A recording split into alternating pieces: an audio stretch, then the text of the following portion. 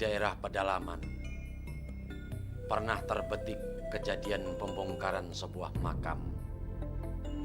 Pembongkaran ini bukan untuk mencari harta yang kira-kira dibawa oleh si mayat. Namun ada bagian-bagian yang memang disengaja diambil. Seperti tali pocong pembungkus mayat, morinya, dan yang sangat mengerikan adalah kepala si mayat.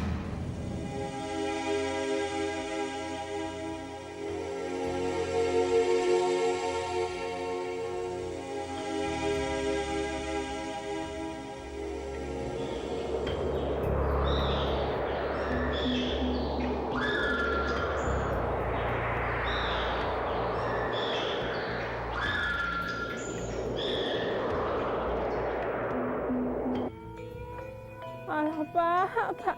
Kok dadi wayang ngono piye to, Pak? Dosamu ki apa to, Pak? Piye to ya kok iso ngene, Pak?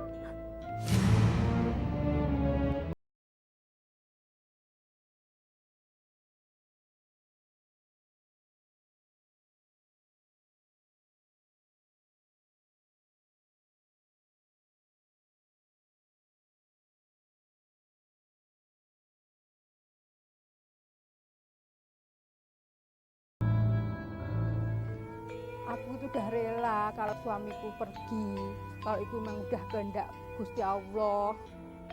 Tapi kenapa ada orang yang jahat itu? Mau kepalanya diambil terus untuk apa itu? Sudah toh Yu, kalau Mbak Yu terus-terusan semacam itu, Allah Kakang tidak akan tenang.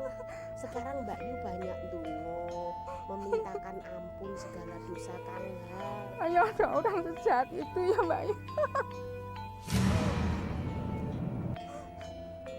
Aduh. Banyak zikir, memohon pengampunan supaya Kanghar bisa diterima di sisinya dengan bagus. Enggak akan jadi apa-apa. Syukur nanti kepalanya bisa ditemukan kembali.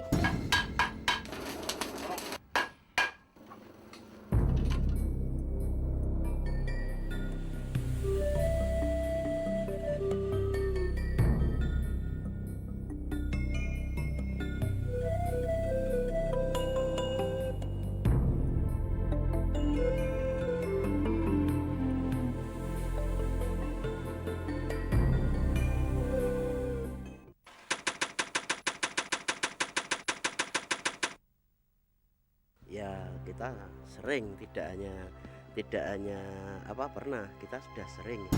Banyak orang-orang sekarang itu yang mencari alternatif untuk katakanlah bisa kaya, tapi dengan mudah untuk mencarinya itu. Nah itu dengan dia dengan menggunakan beberapa macam cara, diantaranya dia menggunakan jasad atau kepala orang lain untuk dijadikan sebagai perantara atau dijadikan sebagai alat untuk dia bisa mencari kekayaan dengan jalan pintas dan mudah.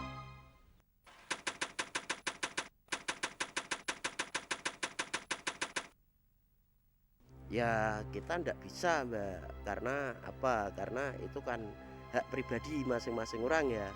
Jadi ya kalau Mbak ingin kan coba Mbak selidiki aja.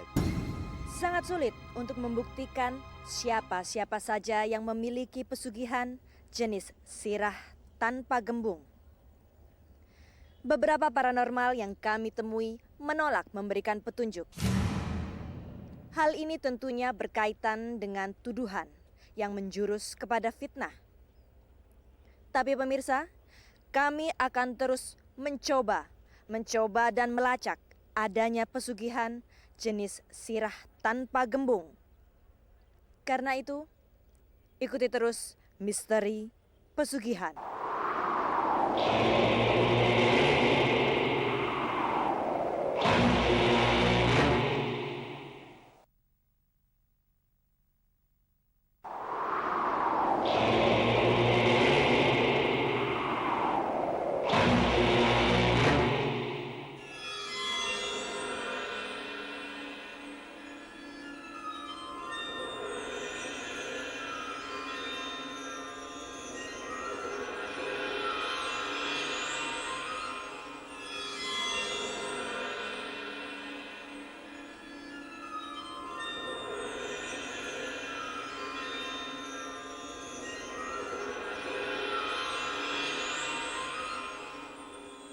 itu kan gini, kita kan tidak apa ya, tidak terlibat langsung. Jadi kita hanya sebagai mediator atau sebagai perantara itu hanya memberi cara-cara terus laku-lakunya anu.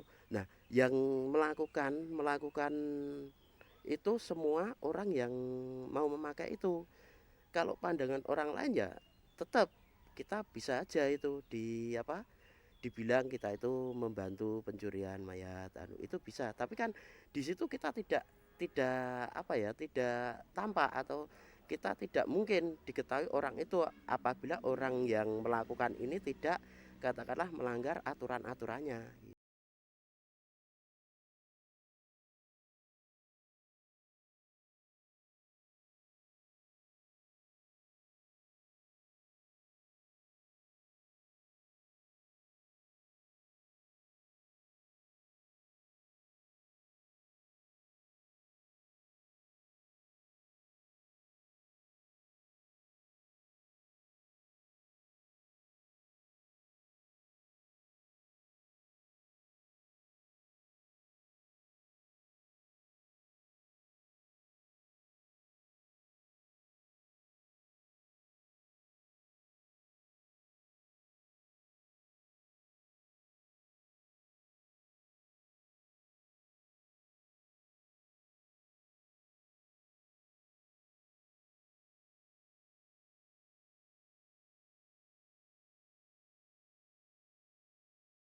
Pada hari ini ada orang yang meninggal tepat di hari Selasa Kliwon menurut penanggalan Jawa. Kepala sang mayat mungkin sekali digunakan untuk pesugihan. Kami akan mencoba melacak dan mengintai kuburan tersebut. Apakah betul ada orang yang nekat mengambil kepala sang mayat? Namun sebelumnya kita datangi tokoh yang berhubungan dengan masalah tersebut di masa lampau. Pak, hari ini kan pas ya Pak ya, Selasa Kliwon. Ada nggak Pak yang menemui Bapak? Ya banyak, tamu tetap sini banyak, setiap hari kan tamu banyak Mbak. Maksud saya yang mencari kepala tanpa gembung itu loh Pak. Wah ya jangan tanya masalah itu, tanya yang lain aja. Masalah itu kita ya enggak tahu nanti.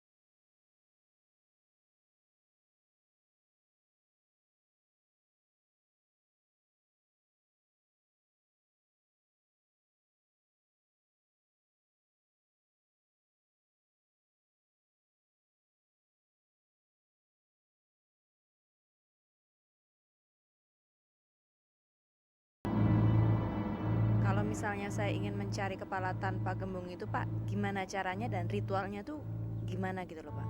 Ya caranya itu untuk dianu dulu Mbak, dicocoke. Anda sudah bersuami atau belum? Kalau udah itu ada kesepakatan di antara suami istri. Nah nanti terus di istilah Jawa dihitung itu neptunya kedua-duanya, terus dicocokkan. Nanti bisa ndak setiap orang ya sini itu masyarakat pedalaman ya, masyarakat kampung itu mesti tahu. Banyak yang tahu bahwasanya kalau mati hari itu bisa digunakan untuk ini itu atau dicuri orang. Kita sebagai perantara itu memberi mantra-mantra untuk melumpuhkan orang yang menunggu, dalam arti melumpuhkan itu orang yang menunggu itu tidak kuat terus tertidur.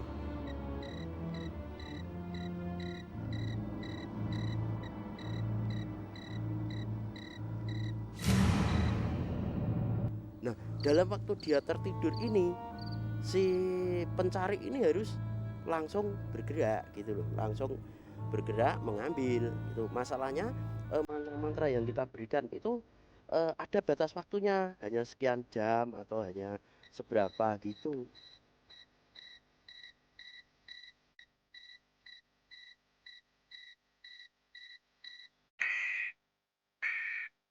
Dia itu seakan-akan melakukan itu seperti kalau harimau mau mencari apa bangkai itu.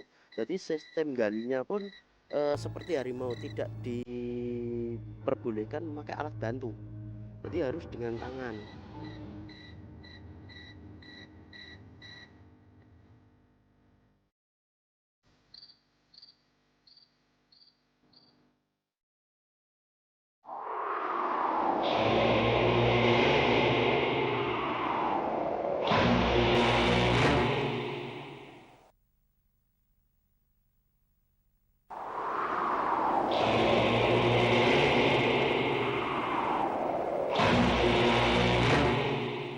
Buka peti jenazah sama apa sama ngambilnya kepala itu tidak boleh pakai alat bantu, jadi tetap menggunakan tangan. Nah setelah membuka itu dengan tangan,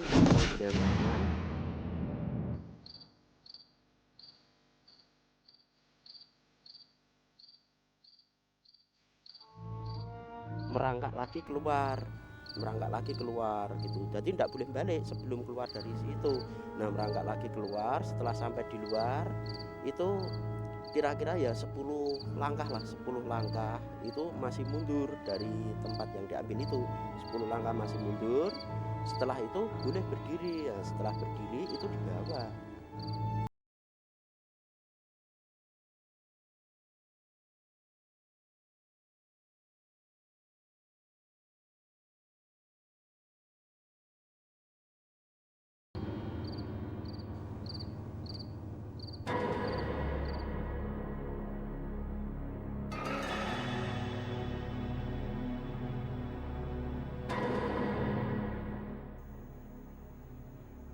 Aku gelem balekke kowe dadi siji ning awakmu. Ning aku ra sangu. Mula besek kuwi kebak ana duit ciken. Lagi kowe tak balekke ana kuburanmu.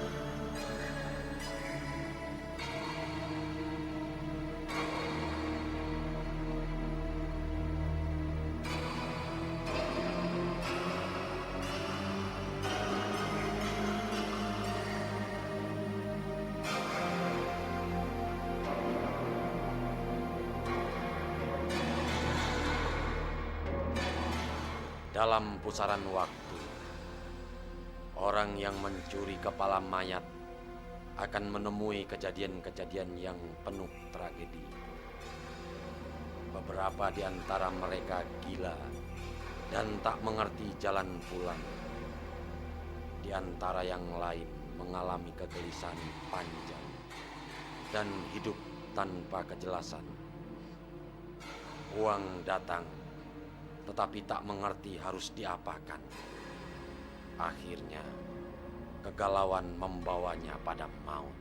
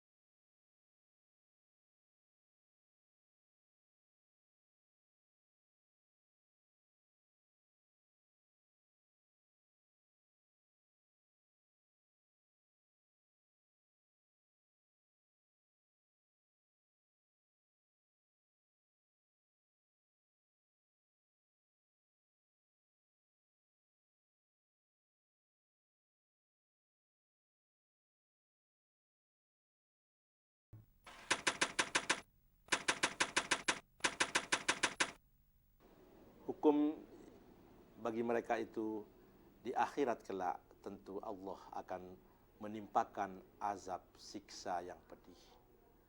Dalam kehidupan di dunia ini, saya yakin mereka tidak akan merasakan kebahagiaan dan ketenangan dalam artinya yang hakiki. Mungkin mereka nampak sebagai orang yang kaya raya.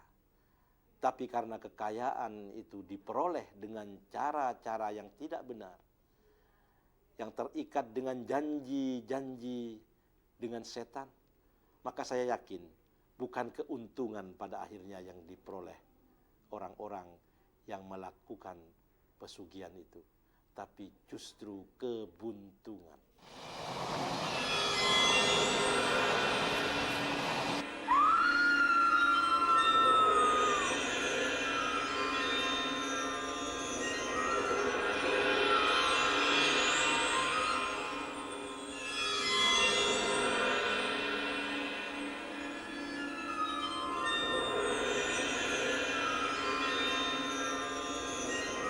Banyak hal irasional dan mengerikan dilakukan seseorang karena nafsu kebendaan.